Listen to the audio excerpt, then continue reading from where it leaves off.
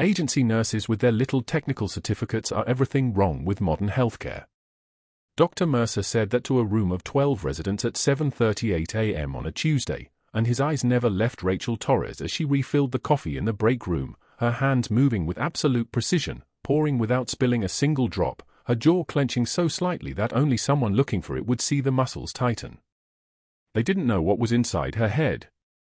They didn't know that Captain Rachel Torres had once sutured a femoral artery with field-expedient materials in a Kandahar field hospital while rounds fired past her left ear at 300 meters per second, and that this hospital break room coffee situation was, in her estimation, considerably easier. The room was silent except for the fluorescent lights humming their industrial frequency overhead and the soft clink of ceramic against ceramic as she set the pot down. Nobody moved. Nobody asked her to leave. She simply wasn't acknowledged, which was exactly how she preferred it. Seattle General in Norfolk sprawled across 6 city blocks, a maze of departments connected by corridors that all looked identical, all smelled identical, antiseptic layered over copper and old floor wax, a smell that would follow her into her car and into her apartment if she wasn't careful. Rachel had been working temp shifts here for 4 months, which meant she was paid $14 an hour to do the work that full-time nurses wouldn't touch: medication delivery, vitals checks, the coffee runs when the morning sensors ran high. She wore gray scrubs instead of navy.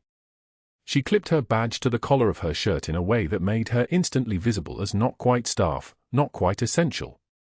Her locker was in the basement near the laundry facilities, far from the main nursing station where the real nurses congregated, where conversations didn't stop when she approached.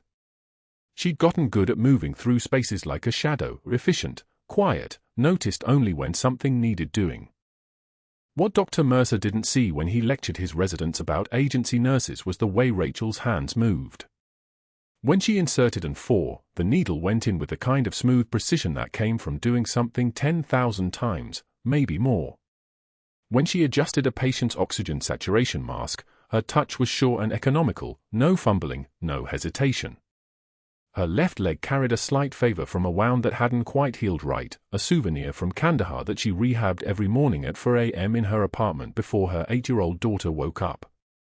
The scars on her forearms told stories if anyone cared to read them. A surgical knife wound. A roadside blast fragment. Shrapnel from something that had detonated 40 meters away and close enough. But the sleeves of her gray scrubs covered most of it, and people didn't ask. At 8:15 a.m., grand rounds began in Conference Room C, and Rachel wasn't supposed to be there. Agency nurses didn't attend grand rounds, but she was asked to bring the coffee service and update the patient charts that would be projected on the main screen. She rolled the metal cart in with its thermal carafe and clean cups, her movements precise and quiet, and then stood against the back wall where nobody would expect her to exist. 50 physicians, residents, nurses, and administrators filled the room. The air conditioning hummed. Someone's pager beeped. And then Dr. Mercer pulled up a chart on the main screen, Rachel's own charting, her notation from a patient intake 3 days ago, and he smiled the way apex predators smile before they commit violence. "Let me show you what happens when someone without proper training pretends to document medical history," he said, and his voice was made for lectures, made for authority, the kind of voice that had probably opened doors his entire career. He pointed at her documentation, her shorthand notation for vital signs, her assessment of the patient's respiratory pattern, her recommendation for monitoring intervals. This unorthodox notation style suggests someone playing nurse rather than someone actually being one. See how she's abbreviated the systolic pressure reading? See how she's described the breath sounds using terminology that doesn't match hospital protocol? Behind her eyes, Rachel felt nothing. Her breathing remained steady. The fluorescent lights hummed. A pen rolled slowly across the table in front of her, and she watched it like she was watching an enemy combatant from a rooftop. Anyone here going to defend this level of incompetence? Mercer continued, and the room stayed silent. The residents looked down at their laps. The attending physicians exchanged glances but said nothing. Mercer pulled up another chart. Another of her documentation examples. And this one. She's documented a heart rate, but she hasn't notated the patient's mental status during assessment, which is basic, foundational nursing protocol. He looked directly at her then, actually turned his body toward the back wall where she stood, and something cold moved across his face like a shark finding blood in the water. I don't know how you got your technical certification, but it's clear you didn't understand what you were doing. This is exactly why hospitals can't rely on agency staff. Your liabilities. Your risks. The room was absolutely silent. Rachel picked up the coffee carafe and poured a cup with a steady hand. Someone in the front row shifted uncomfortably. After grand rounds, she was standing at the vending machine on the third floor, feeding quarters into the mechanism for a bottle of water because she couldn't afford the cafeteria, when two nurses she'd never spoken to walked past in conversation. They were talking about the weekend, something about a date that had gone wrong, and when they saw her, they simply turned their bodies and moved in a different direction, their voices carrying on as if she'd become invisible. And then, faintly, from down the hallway, she heard Dr. Mercer's voice, "I've made calls. She won't last the month. After what I've documented about her performance, the staffing agency will cut her loose. It's already in motion." Rachel stood there with her hand on the vending machine. The water bottle clattered out. She picked it up. She turned and walked back toward the patient care areas without changing her pace, without letting her jaw tighten too visibly, without giving anyone watching, and she suspected Mercer was watching, that this was all part of his design, any satisfaction. Room 12 was on the oncology ward, a place where the hospital's fluorescent lights seemed to make everything grayer, smaller, more finite. Colonel Pierce had been there for 17 days, dying slowly of stage 4 lung cancer with complications that had metastasized to his pleural lining, causing an accumulation of fluid that made each breath a negotiation with physics and failure. His chart was thick with notes from specialists, oncology, pulmonary, cardiology, all of them tracking the slow dissolution of a man whose body was betraying him one system at a time. He was 63 years old and didn't have family visitors. He was tall once, probably, but cancer had reduced him to angles and bone, his skin the color of old parchment. When Rachel checked his vitals at 10:11 a.m., she noticed his blood pressure had dipped 104/68, and his oxygen saturation was holding at 91%, lower than yesterday's 94. She adjusted his oxygen to a higher flow rate and then adjusted the positioning of his pillow so his head was elevated at a better angle for his breathing, the kind of small intervention that came from instinct more than training. And as she worked, she felt his eyes on her, not the glassy, medicated stare of most terminal patients, but something sharp and tracking and aware.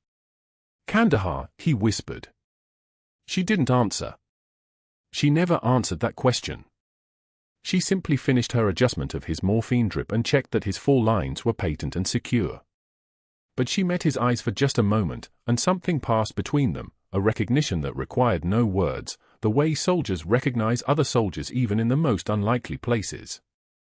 She left the room and continued her rounds, and in her jacket pocket, sewn into the lining where no one would think to look, the faded unit patch from her last deployment was waiting, a whisper of a life that technically no longer existed. At 2:15 p.m., Dr. Mercer entered Colonel Pierce's room for afternoon rounds. Rachel was in the hallway, charting on a computer terminal, and she watched the interaction through the small rectangular window in the patient room door. Mercer spent maybe 90 seconds with Pierce, checked the monitor without making eye contact with the patient, and then stepped out. He was walking toward the nursing station when he saw Rachel, still seated at the computer, her fingers moving across the keyboard with the same kind of precision she'd used to pour coffee that morning. "Are you actually qualified to touch that equipment, or should I get a real nurse?" he asked, loud enough that the 3 other people in the hallway heard it. Rachel's fingers continued moving.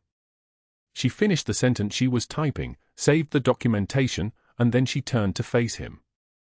Her eyes were flat. Her jaw was absolutely still. When she spoke, her voice came out like cold steel sliding into a scabbard. "I'm going on break," she said quietly. "I need some water." And that was when the real nightmare began. The vending machine hummed its mechanical lullaby in the break room, fluorescent lights casting everything in that sickly institutional glow. Rachel inserted her dollar bill with precision, watching it disappear into the slot like the last of her credibility.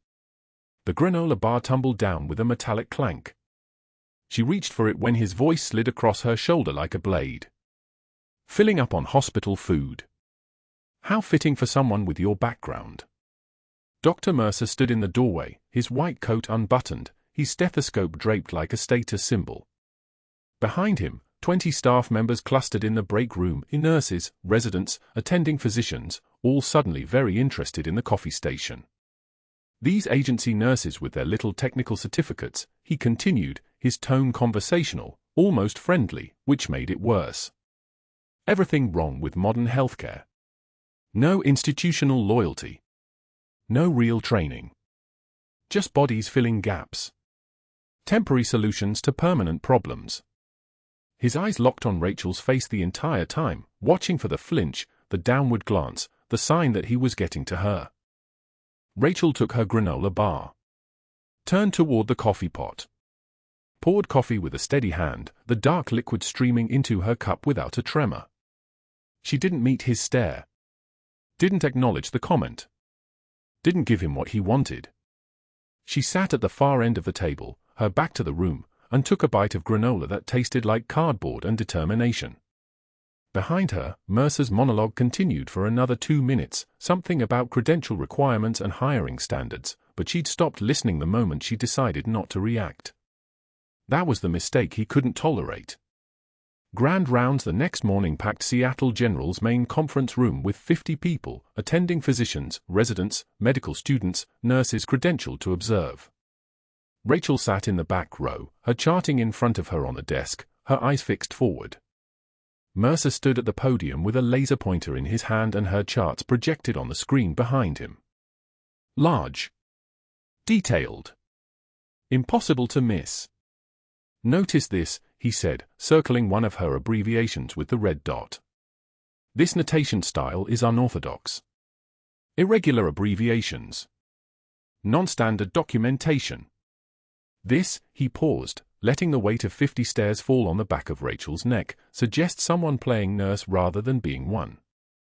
This is what happens when hospitals prioritize filling shifts over maintaining standards. This is what happens when we hire warm bodies instead of professionals.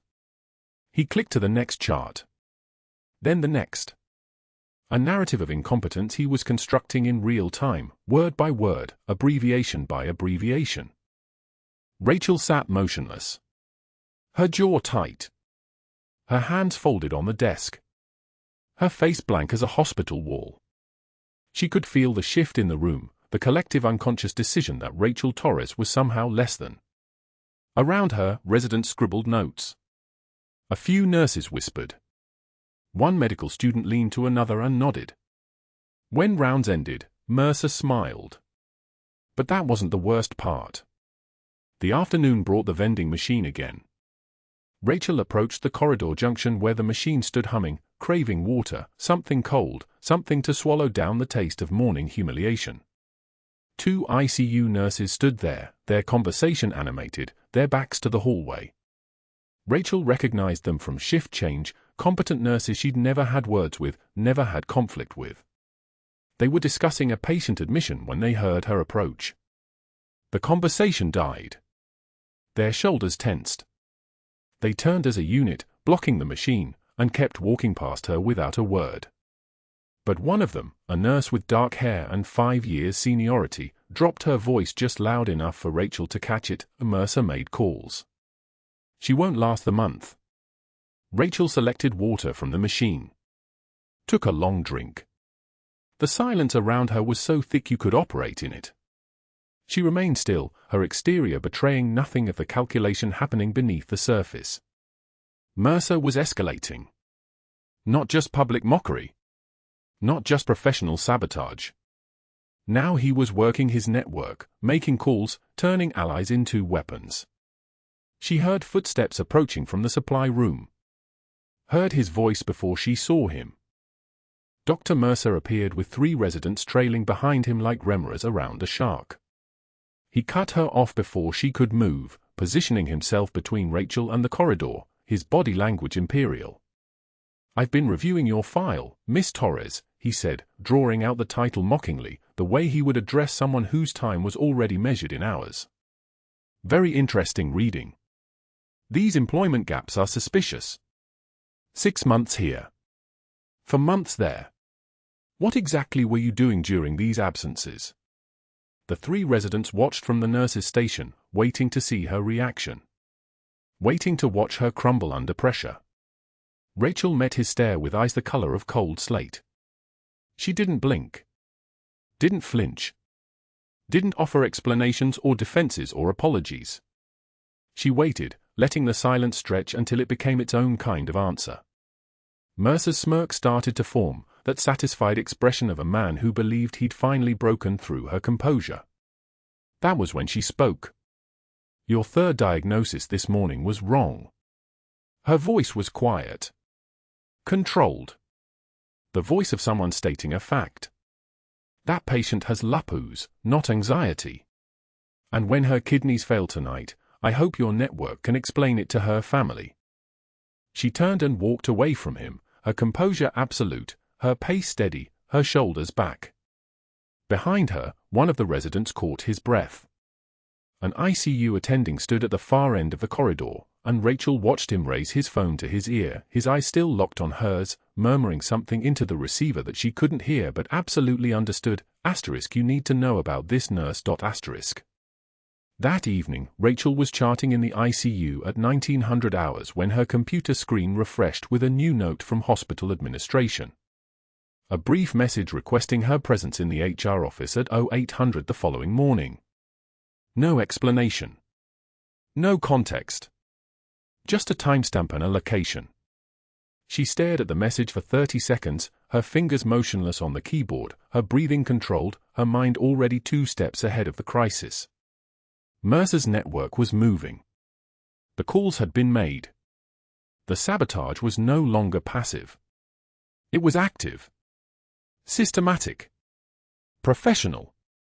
Around her, the ICU hummed with the rhythms of careful monitoring, ventilators cycling, heart monitors beeping their steady signals, for pumps ticking out medications in measured doses. In room 12, Colonel Pierce slept under the influence of propofol and morphine, his oxygen saturation stable, his vital signs trending toward recovery. He'd asked for her 3 times during afternoon rounds. Had watched her with the intensity of someone seeing through disguises, recognizing what others missed. Rachel returned to her charting, her fingers moving across the keyboard with precision, documenting the evening rounds, noting vital signs and medication administration and patient responses with the meticulous care that defined her work. If Mercer's network was working to dismantle her, then she would work to ensure that every chart was flawless, every notation perfect, every line of documentation a piece of armor that would be impossible to penetrate. But armor only works if you're standing when the real attack comes. At 02 for 7 hours, the alarm in room 12 screamed into the ICU's careful silence. The alarm in room 12 screamed at 0300 hours. Not the soft chime of a routine alert. The shriek of a ventilator in distress, a man suffocating in real time while machines wailed their electronic panic into the ICU's careful dark. Rachel's head came up from the charting station before the sound fully registered in her conscious mind. Muscle memory. 8 years of it didn't fade. Her hands moved before her brain caught up, abandoning the half-written note on the keyboard, the coffee cooling beside her left elbow.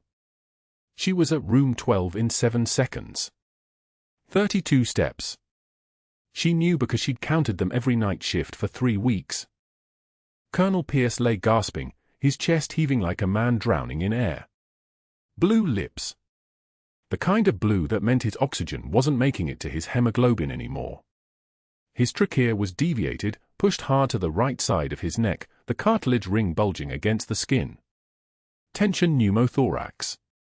The lung had collapsed and the pressure was building, pushing his heart aside like a hand against a door, suffocating everything. His eyes went wide when he saw her. Not fear. Recognition. The look of a man who understood that he was dying and that the only person in this building who could stop it was standing in his doorway wearing scrubs and a faded unit patch sewn into her jacket lining. She didn't call for help. That was the choice that would matter later, the one they'd throw in her face, the one Dr. Mercer would use to burn her alive. The covering physician was in surgery. ETA on the surgical resident, 12 minutes. The CT scanner was for floors up. There was no time for protocols, no time for signatures on forms, no time for waiting for someone with credentials on a wall in an office somewhere.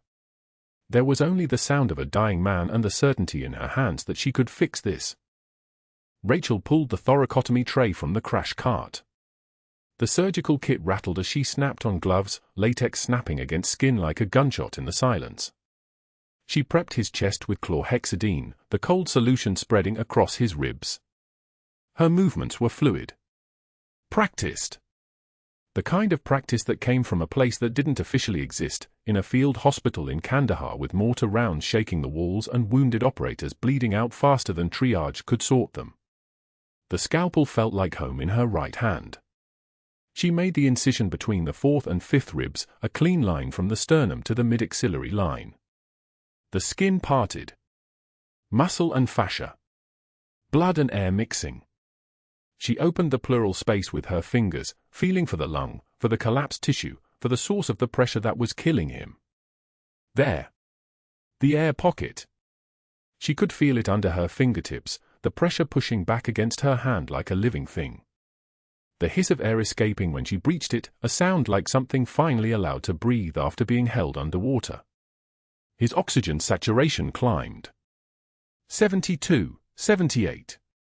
84. The monitor's rhythm steadying, the frantic beep slowing into something that resembled a heartbeat again, something that resembled a man with time left. In the doorway, 2 residents stood motionless. Their faces had gone the color of old porcelain. The tall one, Martinez, 3rd year, I had his hand over his mouth. The other one was just staring. They didn't move. They didn't speak. They didn't do anything except watch a temp nurse with a surgical scalpel perform a procedure that belonged in an operating room with anesthesia and a full surgical team and a surgeon who'd spent 8 years in medical school learning to do exactly this. What they were seeing wasn't possible. The precision was too clean. The confidence was too absolute. The hands were too steady. She didn't look at them. She flushed the chest tube with saline, watching the drainage clear, watching Pierce's breathing ease from gasping to something almost normal. She covered the incision with sterile gauze and secured it with tape, her fingers moving with the terrifying fluid precision of someone who had done this before, who had done this in the dark with incoming fire and men screaming and a 14-year-old interpreter bleeding out 3 cots over. By 03:30, Pierce was stable. Breathing. Pink lips returning. His eyes closed in something that might have been gratitude or might have been shock. Rachel disposed of the instruments, documented everything with meticulous clinical notation, time of procedure, indication, technique, results, vitals response, and walked back out past the residents without meeting their eyes. She was back at the nurse's station by 03:47. 47 minutes until sunrise. 47 minutes until the day shift arrived and someone would review the overnight records and see what she'd done. The phone call started at 0701. She didn't hear them, but she could read them in the way the nursing supervisor stopped looking at her. In the way the respiratory therapist who'd warned her the day before wouldn't make eye contact. In the way the charge nurse's mouth tightened when Rachel approached the medication dispensary. By 0800, Dr. Mercer was standing at the nurse's station reviewing the thoracotomy report. His hands were shaking. Not with concern. With the kind of trembling that comes from rage held under pressure, the kind that comes from a man who had orchestrated something beautiful and elaborate and now had to watch it crumble because a temp nurse with a scar on her left hand had saved a man's life using equipment that wasn't approved and a procedure that violated every guideline in the hospital's liability playbook. She watched him read her notes. Watched his eyes narrow at the clinical precision of every word. Watched him pull his phone out and step into the physician's lounge. The first board member received the call at 0715. She knew because his secretary called back 30 seconds later with a cancellation, the emergency meeting would be at 0900. The staffing agency director received his call at 0730, liability nightmare. Immediate termination recommended. Those were the exact words, relayed to her 12 minutes later by the temp agency's director, speaking in a tone that suggested she'd already been found guilty of something. The hospital investigator got the file on his desk at 0800 sharp. She knew because she saw security collect her personnel records from HR. She watched them walk past the nurse's station with a manila folder. Watched the investigator's face as he read the pages. The employment gaps were there. The lack of verifiable references beyond 5 years back. The mysterious break in her work history from 2015 to 2019. The kind of gaps that raised questions, the kind that Mercer had been collecting like ammunition since the day she arrived. At 0915, Pierce's oxygen saturation dropped again. The chest tube was clotting. Pressure building. His breathing becoming shallow. The monitor's rhythm climbing back toward distress. The covering physician was in surgery. The surgical resident was 40 minutes away. Mercer was at the nurse's station when Rachel's eyes came up from the monitor that showed Pierce's oxygen falling. He was watching her. Daring her. Waiting to see if she would violate another protocol, if she would step into his patient room again without direct supervision, if she would give him what he needed to finish this. Rachel looked at Pierce gasping for air. Looked at Mercer standing there like a man who had already won. Walked into room 12 without asking permission, without calling for supervision, without waiting for a resident or an attending or a protocol that would have let the blood in Pierce's chest tube congeal while she followed the rules that were supposed to keep nurses in their lane and doctors in their offices and everyone alive through proper channels. She irrigated the tube with saline. 20 milliliters. Clean technique. The clot loosened. The drainage ran clear. His saturation climbed again. 76, 82. 89, normal. Breathing easy. Alive. She didn't stay to watch him stabilize. She documented the procedure in the chart, closed the notes, and was back at the medication dispensary when her phone buzzed. The text came from the temp agency director at 10:33, "We've been notified of a serious incident. You're being pulled from assignment effective immediately." At 1100 hours, 2 security guards arrived at the nurse's station with a hospital administrator. The kind with a suit jacket and a clipboard and the exhausted expression of someone about to execute a termination they'd been ordered to carry out before breakfast. "Ms. Torres," the administrator said, his voice pitched for professionalism and rehearsal. "We need your badge. You're terminated effective immediately. Please gather your personal belongings and exit the building through the west entrance with security." She didn't argue. Didn't ask for an explanation she already understood. Didn't look back at Pierce's room as they walked her toward the locker bay. Her badge, the temporary credential that had cost $47, clicked open on the reader for the last time. She placed it on the locker bench beside her wallet and the trauma shears with the engraved call sign on the handle. Everything fit in a cardboard box. 3 weeks of a life that had never been real. A life built on a social security card and a warning and the kind of silence that comes from erasing yourself completely from every database that mattered. The security guards walked her to the parking lot. The rain was coming down like applause, heavy and purposeful, and she didn't hurry. Didn't run. Just walked to her car and placed the box on the passenger seat and sat there with her hands on the steering wheel, still smelling of antiseptic and blood and the ghost of Kandahar pressing against her ribs like pressure building in a dying man's chest. Her daughter would ask why she was home early. She would have no answer that didn't require burning the life she'd built from nothing. She would have no answer for why the world had decided that saving a man's life was worse than letting him die according to protocol. And she would have no way of knowing that 5 hours from now, the world would arrive at her door in formation, 75 strong, in dress blues and dress uniforms and the kind of recognition that comes when you stop running from who you really are. But right now, in the parking lot at 1115 hours, she was just a woman with a cardboard box and a faded unit patch and the certainty that everything was about to change. The security guard's radio crackled at 1100 hours. Rachel didn't flinch. She didn't look up from the locker she was emptying.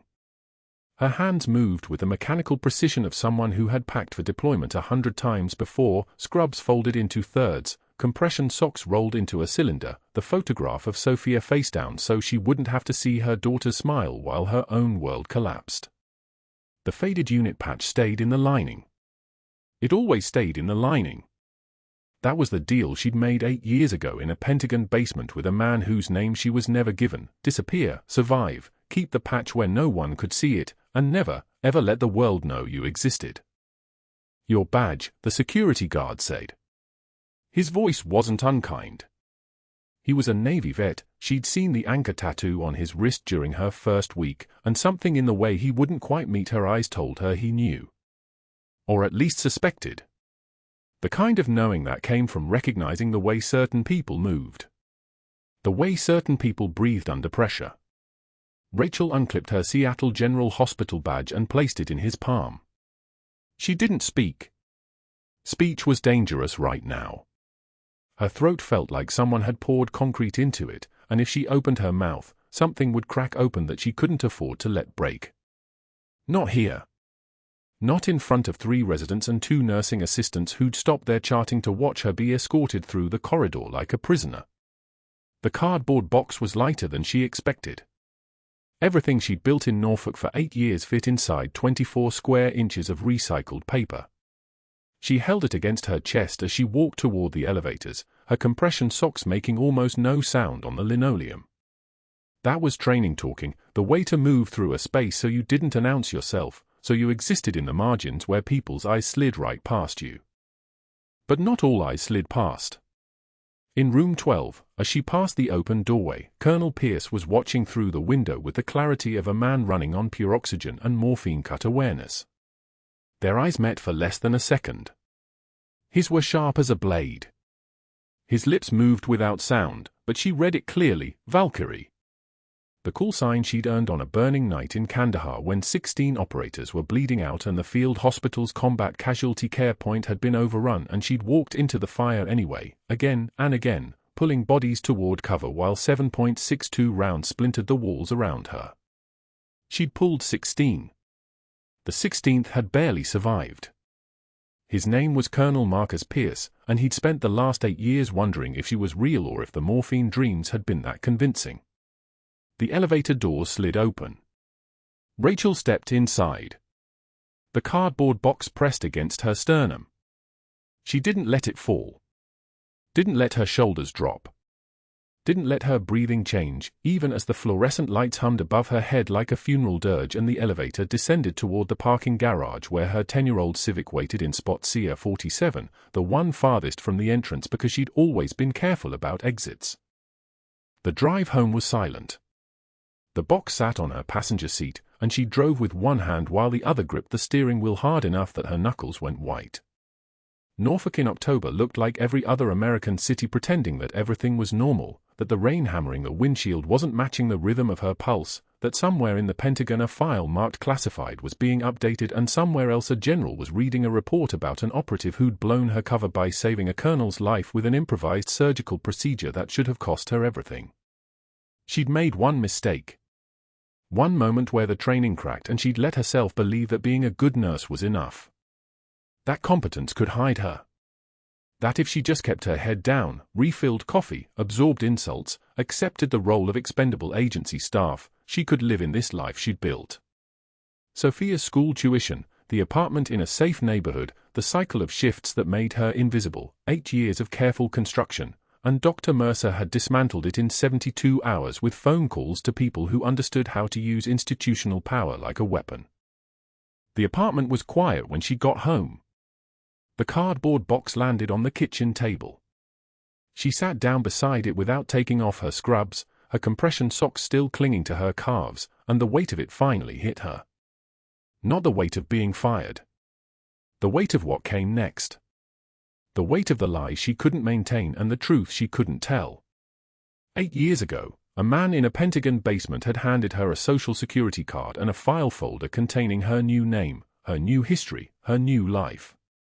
He'd told her that Operation Nightingale had gone sideways in Kandahar, that 16 operators had been erased from every database as if they'd never existed, and that she had 2 choices, disappear or become a classified operation herself. They'd given her the second option, which meant she got to live, but only as a ghost. Only as someone who'd never served. Only as a woman with a daughter and a nursing license and a carefully constructed past that included no military service, no combat deployments, no medals, no call signs. The file folder had contained one physical object, a unit patch that had been stitched inside her jacket lining, invisible to the world, a reminder that she was real even if she didn't exist. She buried her face in her hands and cried. Not because she'd lost her job. Because she'd been offered the one thing she'd stopped hoping for, recognition, and she couldn't accept it without destroying the life she'd built for Sophia. She'd had to walk past Colonel Pierce's room and leave him to believe she was just a temp nurse who'd gotten lucky with a surgical intervention.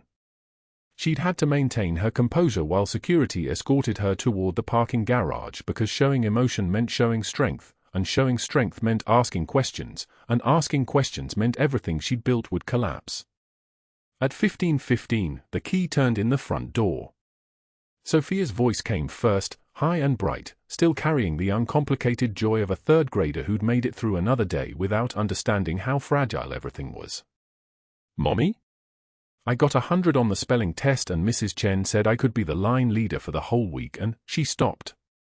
She'd seen the cardboard box. She'd seen her mother at the kitchen table in her hospital scrubs with her hands covering her face. Sophia was 8 years old. She had her mother's dark eyes and her mother's precise way of moving, and she'd never been given access to the parts of Rachel that understood violence, loss, and the architecture of survival. Sophia knew her mother worked hard. Sophia knew her mother came home tired sometimes.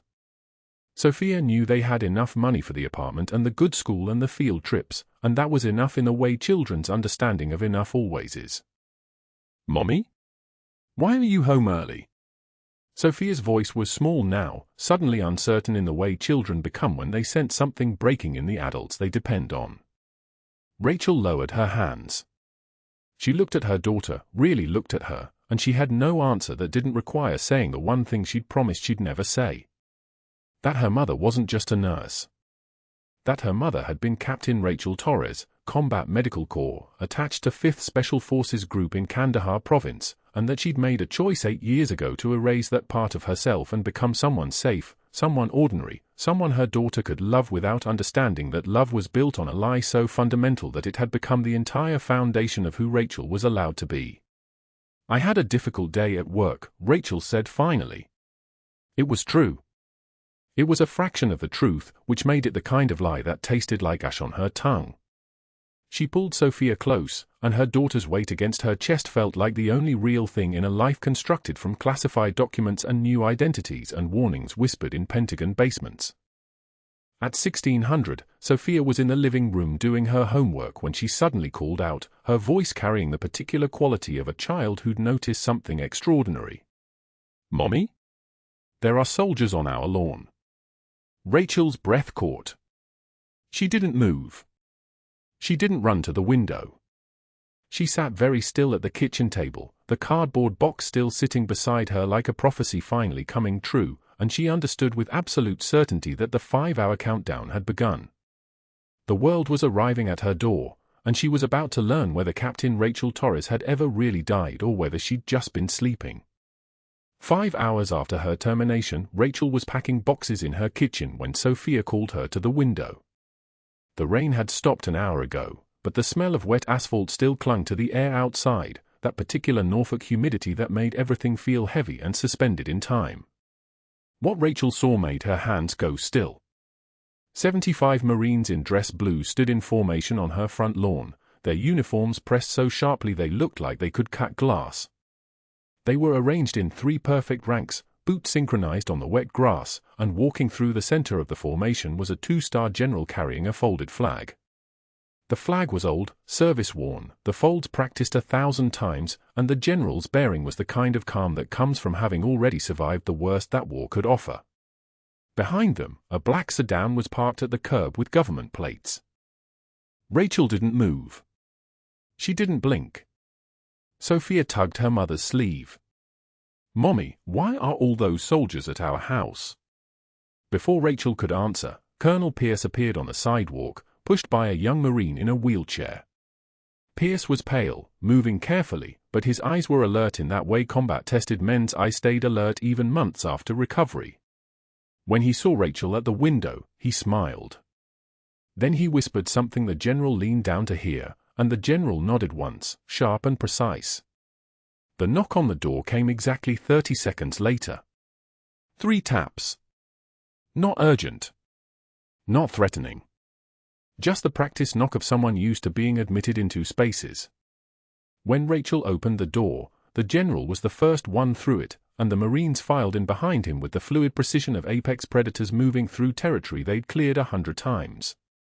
The general's eyes found hers and held for a moment, that look that passes between people who have both buried friends. Then he stepped aside. Colonel Pierce rolled into the living room in his wheelchair, and the Marines formed a perimeter around the room's edges, their presence filling the space like a physical force. Pierce looked at Rachel across 10 feet of worn carpet and whispered one word, Valkyrie. It was her call sign. Not her name, not her rank, not anything tied to the official record that had been erased 8 years ago. Valkyrie. The name she'd been called in Kandahar when she'd pulled 16 wounded operators out of a burning field hospital, when she'd worked on 5 bodies at once with surgical tools meant for 2, when her hands had stopped shaking because they'd had to. The call sign only the men who'd survived that night would know. Only the men who'd bled in her hands would remember. You're alive, Rachel said.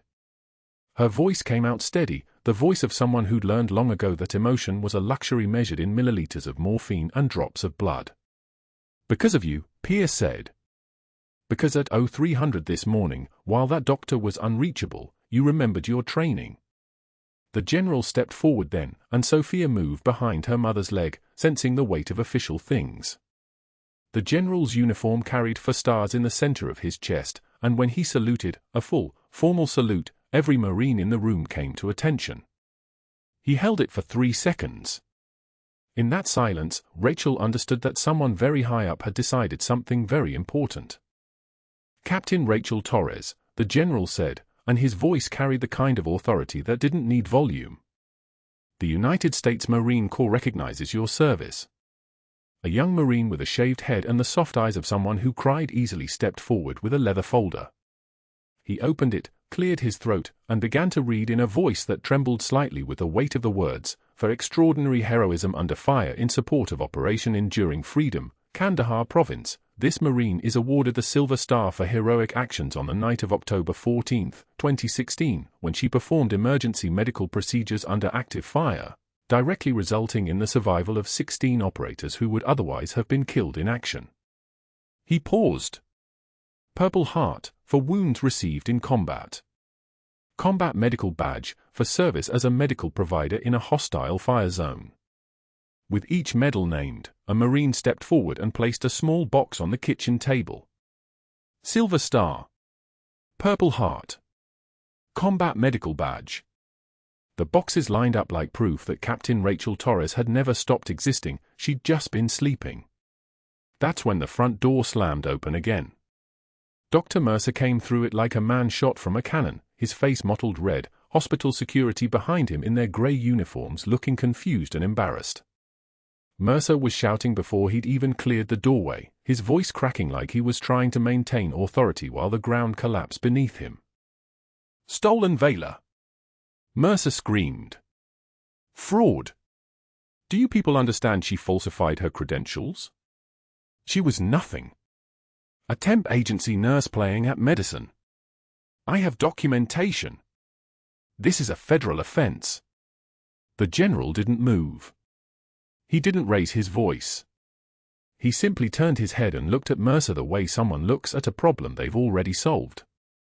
Then his eyes dropped to Rachel's jacket, to the place where the faded unit patch was sewn into the lining, just fabric, just thread, but stitched with the names of 16 men who'd come home because a nurse with steady hands had refused to let them die. The general saluted that patch. It was a gesture that lasted 2 seconds and ended every word Mercer would ever speak with authority again. The hospital security turned away. One of them, the younger one, looked like he was trying not to smile. Mercer's mouth opened and closed like a fish, and he suddenly understood that he was standing in a room where his power meant nothing, where his phone calls and board members and network had evaporated like morning fog. Get out, Rachel said quietly. She wasn't shouting. She wasn't angry.